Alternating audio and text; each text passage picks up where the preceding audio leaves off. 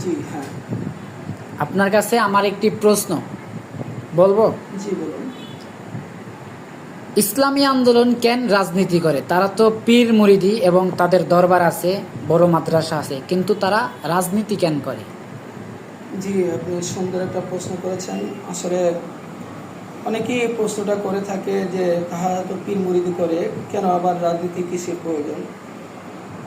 কিন্তু আল্লাহ রাব্বুল আলামিন বলেছেন, কুনতুম খায়রা উম্মাতিন উখরিজাত লিন-নাস তা'মুরুনা বিল মা'রুফ ওয়া তানহাউনা আনিল মুনকার ওয়া তু'মিনুনা বিল্লাহ। আল্লাহ রাব্বুল আলামিন বলছেন, তোমরা হলো উত্তম জাতি, তোমরা সৎ কাজে আদেশ করবে, অসৎ কাজে বাধা দেবে। তোমরা ভালো কাজ করবে, অন্যকে ভালো কাজ করার উপদেশ দিবে।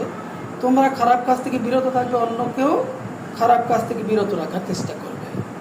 তাই আমাদের শায়খ মুর্শিদ পীর সাহেব চরমনাই তিনি আমাদেরকে যখন কোনো সমাবেশে কোনো আন্দোলনে যোগ করতে বলেন তখন আমরা যাই। আসলে পীর সাহেব চরমনাই ইসলামী আন্দোলন এই জন্যই করেন, এটা হলো দিন কায়েম সংগঠনের উদ্দেশ্যে, যে আল্লাহর জমিনে দিন কীভাবে বাস্তবায়ন করা যায়।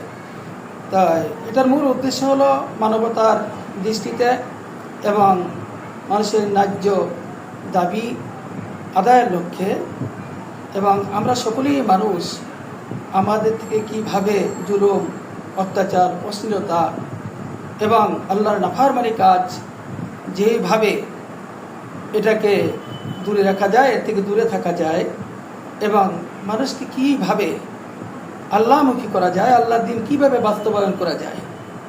আপনি আমার একটা কথা শোনেন, সেটা হলো আমরা যে তবলিগের মাধ্যমে মানুষকে দাওয়াত দিচ্ছি বা আমরা চরমনাই তরিকা মানুষকে দাওয়াত দিচ্ছি, সেটা হলো আমি আপনাকে বলতে পারি যে ভাই নামাজের দিকে আসেন বা আপনি আসেন ভালো কাজ করেন, সেটা আপনাকে আমি একাকে দাওয়াত দিতে পারি।